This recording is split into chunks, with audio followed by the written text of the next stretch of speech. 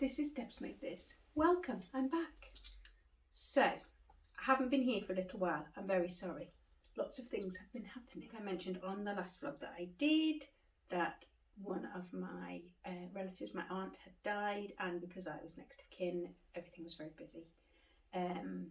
There was a funeral and I did a eulogy and obviously had to make a dress. So I shall insert some pictures of the Atlas dress by Sewing Masin, which I'd had in my stash since the summer, and it's made in a blue viscose twill from Fabworks, which was relatively inexpensive, called Silken Ink. I think if they've got any left, I'll link it down below if I get a chance.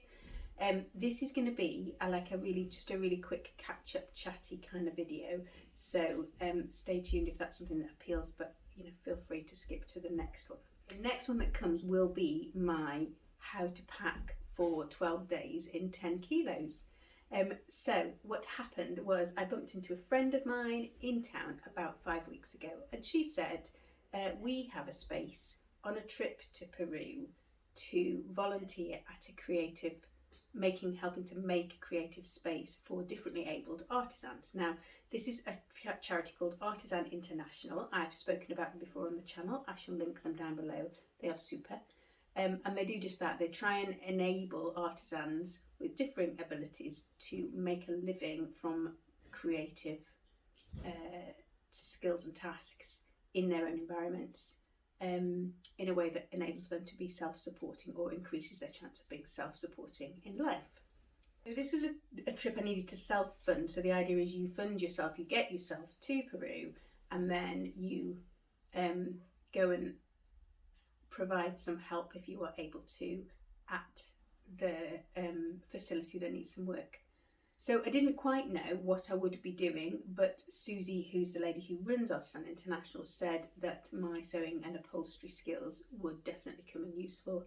If I could turn my hand to some carpentry, that would be good too.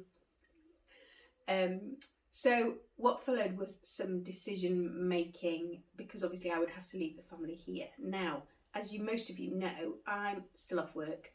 I've been having some trauma therapy. It's definitely helping, and I felt like this would be a really good thing to do. So I went for it. So I said yes about 3.5 weeks before we were due to depart. So that involved getting my Jags. Thank goodness I'd had quite a lot already in my lifetime, so I didn't need very many more. And so, yes, just getting all my ducks in a row. Now, the packing thing was interesting. So they needed us to take some tiles. So apparently ceramic wall tiles, which is what you need to make mosaic from, were not available in good colours in Arequipa in Peru, which is where I was going. So I was asked to take about 12 to 14 kilos of tiles as part of my luggage allowance. So the pile on the bed got very refined quite quickly. And I will do another video about what my capsule wardrobe for 12 days in 10 kilos looked like. Was quite good in that I didn't try and sew an entire wardrobe before I went. The only thing I tried to sew, I failed, so I will include that in the capsule when we get there. But I did want to take some sewing with me to do. Last year, I went on a bit of a road trip to Wales with my daughter, and I cut out and took a Nani Iro really simple cocoon top from one of the books. And I finished that, but I didn't actually love the finished article. So the only thing that I had on my plans list that I had the fabric cut out for was the Summer Vibes dress. I shall stick a picture. So that's what I started to sew by hand in Peru.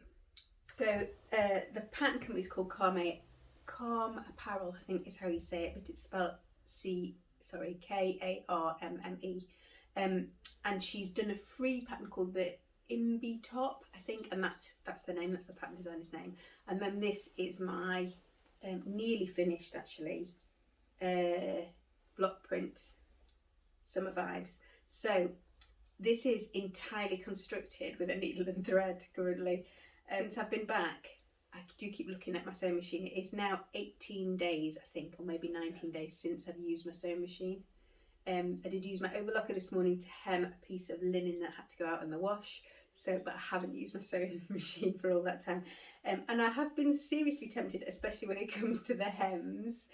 And because I hadn't kind of thought about the fact that I would need to French seam quite a lot of it in order to reduce the fabric causing a problem. So I haven't French seamed the long side seams with the pockets in, because I didn't think about that before I put the pockets in, and understitched them all entirely by hand.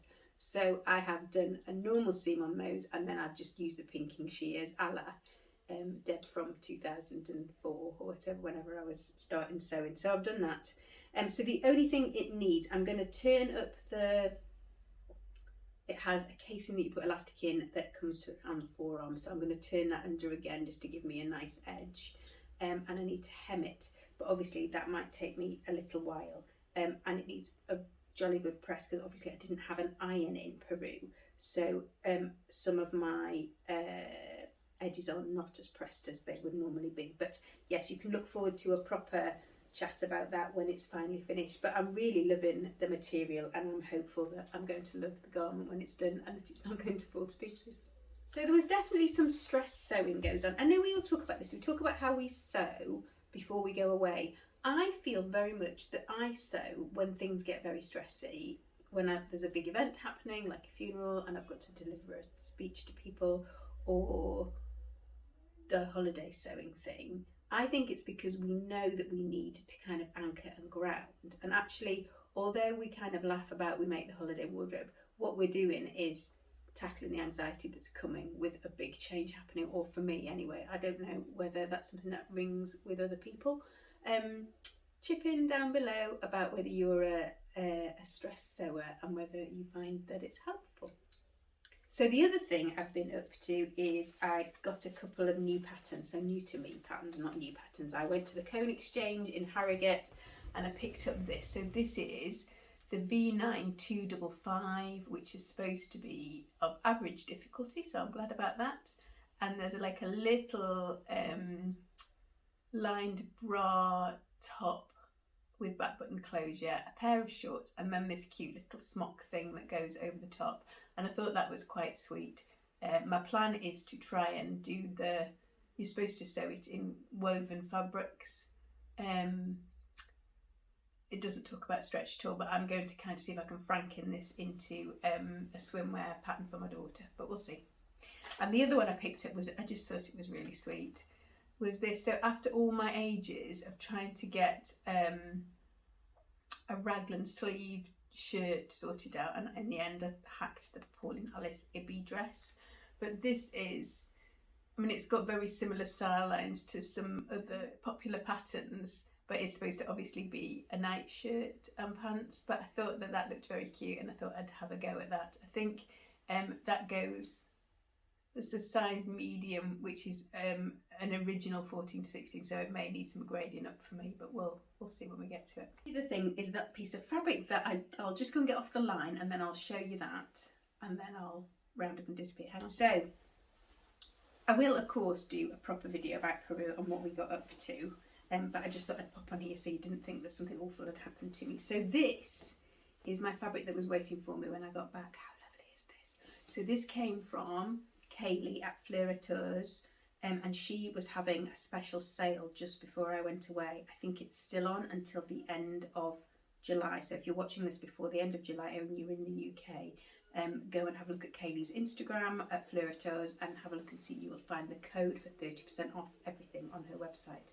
And this is a Dashwood linen cotton blend, and it is just beautiful. It's such a nice fabric. So it's got lots of structure to it. It's a really nice deep blue with these accents of gold and silver for the rain out of the clouds, and I think it's beautiful and I'm very pleased I've got it.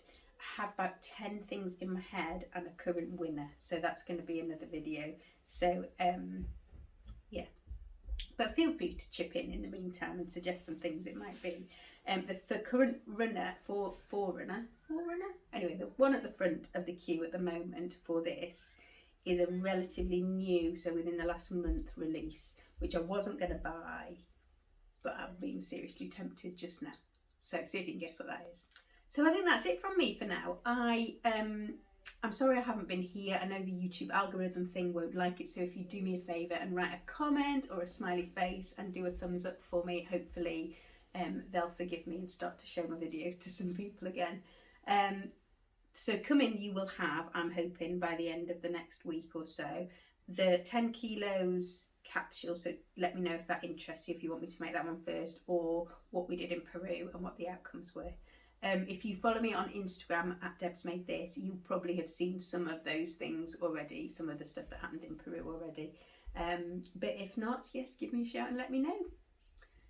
So I think that's it from me today. I hope wherever you are in the world, you are finding time to rest and replenish and do some making, if that's something that makes you feel good. And I will see you again very soon. Take care.